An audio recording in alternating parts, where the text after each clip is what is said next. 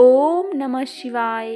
हर हर महादेव। जय शिव शंकर। आज हम सुनेंगे प्रदोष व्रत की पौराणिक कथा। प्रदोष व्रत एक ऐसा व्रत है जो आपको ऐश्वर्य और विजय को प्रदान कर सकता है। यह व्रत न केवल आपके जीवन में सकारात्मक ऊर्जा लाता है बल्कि आपके सभी कष्टों और पापों को भी दूर करता है।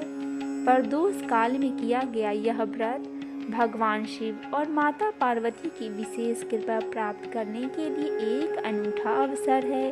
प्राचीन काल से ही प्रदोष व्रत को मंगलकारी और शिव की कृपा प्राप्त करने की एक महत्वपूर्ण साधन माना गया है। यह व्रत आपके शत्रुओं को शांत करने और जीवन में सफलता प्राप्त करने में भी सहायक है। आइए सुनते हैं प्रदोष व्रत की कथा। एक बार इंद्र और वृत्रासुर की सेनाओं के बीच एक भयंकर युद्ध छिड़ गया। देवताओं ने दैत्य सेना को पराजित कर पूरी तरह से नष्ट कर दिया। यह देखकर वृत्रासुर अत्यंत क्रोधित हो गया और स्वयं युद्ध के लिए उद्धत हो गया। उसने अपनी आसुरी माया का उपयोग कर एक विकराल रूप धारण कर लिया। भयभीत देवता और गुरुदेव बृहस्पति की शरण में गए। बृहस्पति महाराज बोले, पहले मैं तुम्हें वृत्रासुर का वास्तविक परिचय दूंगा। वृत्रासुर एक बड़ा तपस्वी और कर्मनिष्ठ व्यक्ति है। उसने गंधमादन पर्वत पर देवों के देव महादेव के लिए घोर तपस्या कर उन्हें प्रसन्न किया है। अपने पूर्व जन्म में वह राक्षस चित्ररथ नामक एक राजा हुआ करता था। एक बार वह अपने विमान से कैलाश पर्वत पर पहुंच गया। वहां शिवजी के वाम अंग में माता पार्वती को विराजमान देख उसने उपहास पूर्वक कहा, हे प्रभु, मोह माया में फंसे होने के कारण हम स्त्रियों के वशीभूत रहते हैं, पर देवलोक में ऐसा नहीं होता कि स्त्री आलिंगनीबद्ध हो सभा में बैठे। चित्ररथ के यह वचन सुनकर सर्वव्यापी शिव शंकर हंसकर बोले, अरे मूर्ख, मेरा अपना अलंघनीय दृष्टिकोण है। मैंने समुद्र मंथन से निकले विश्व को अपने कंठ में धारण किया है और तुम मेरा ही उपवास करते हो। माता पार्वती क्रोधित होकर चित्ररथ से बोली, अरे दुष्ट, तूने सर्वव्यापी महेश्वर और मेरा भी उपहास उड़ाया है। अतएव मैं तुझे वह शिक्षा दूंगी कि फिर तू ऐसा संतों का उपहास करने का दुस्साहस भी नहीं करेगा। अब तू दैत्य स्वरूप धारण कर और विमान से नीचे गिर। माता पार्वती के अभिश्राप से चित्ररथ राक्षस योनि में जन्मा और त्वष्टा ऋषि के श्रेष्ठ तप से उत्पन्न होकर वृत्रासुर बन गया।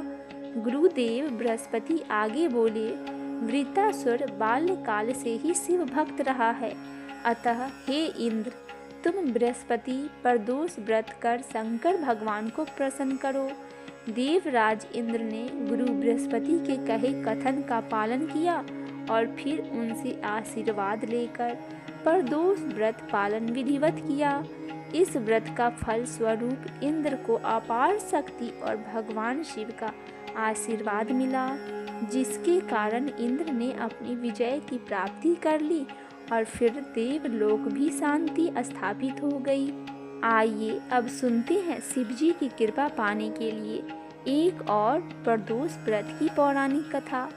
प्राचीन काल में एक गरीब पुजारी हुआ करता था। उस पुजारी की मृत्यु के बाद उसकी विधवा पत्नी अपने भरण पोषण के लिए पुत्र को साथ लेकर भीख मांगती हुई शाम तक घर वापस आती थी। एक दिन उसकी मुलाकात विदर्भ देश के राजकुमार से हुई, जो कि अपने पिता की मृत्यु के बाद दर दर भटकने लगा था। उसकी यह हालत पुजारी की पत्नी से देखा नहीं गया। वह उस राजकुमार को अपने साथ अपने घर ले आई और पुत्र को जैसे रखने लगी। एक दिन पुजारी की पत्नी अपने साथ दोनों पुत्रों को सांडिल्य ऋषि के आश्रम में ले गई। वहां उसने ऋषि से शिवजी के प्रदोष व्रत की कथा एवं विधि सुनी तथा घर जाकर वह भी प्रदोष व्रत करने लगी। एक बार दोनों बालक वन में घूम रहे थे। उनमें से पुजारी का बेटा तो घर लौट गया, परंतु राजकुमार वन में ही रह गया। उस राजकुमार ने गंधर्व कन्याओं को क्रीड़ा करते हुए देखा तो उसने बात करने लगे। उस कन्या का नाम अंशुमति था। उस दिन वह राजकुमार घर देरी से लौटा।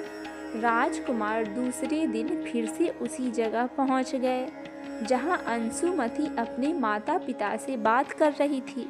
तभी अंशुमति के माता पिता ने उस राजकुमार को पहचान लिया तथा उससे कहा कि आप तो विदर्भ नगर के राजकुमार हो ना, आपका नाम धर्मगुप्त है। अंशुमति के पिता को वह राजकुमार पसंद आया और उन्होंने कहा कि शिवजी की कृपा से हम अपनी पुत्री का विवाह आपसे करना चाहते हैं। क्या आप इस विवाह के लिए तैयार हैं? राजकुमार ने अपनी स्वीकृति दे दी और उन दोनों को विवाह संपन्न करवाया। बाद में राजकुमार ने गंधर्व की विशाल सेना के साथ विदर्भ पर हमला किया और घमासान युद्ध कर विजय प्राप्त की तथा पत्नी के साथ राज्य करने लगा।